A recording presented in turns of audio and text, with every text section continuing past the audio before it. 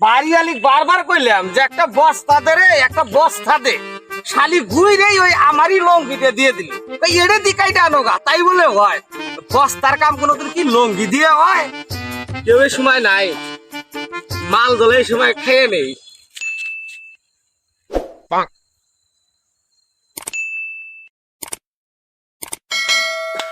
মাল ডাজাসকে খামু না, মাল ডাজা আজকে করাবো, সেই করাবো আজকে।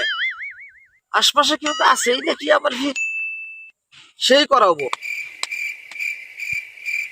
বারবার বলু যে রমজান মাসে মই রোজা ধরে ঘাস কাটবে যাবার না, তাও কয় বলে ঘাস কাটবে যাওয়ার নাহলে বাড়িতে ভাত নাই। এই রোদের মধ্যে কি ঘাস কাটা যায় রে? তাইজুল ভাই হাতে থাপড়া কে? নিশ্চয়ই মাল খাতেছি। শালার মালও খামু আর ওর ঘাসের বস্তা যেটা দেখতেছি ওটাও নিয়ে আমু। পুলিশ ভাই, পুলিশ আইতেছে, পুলিশ পুলিশ।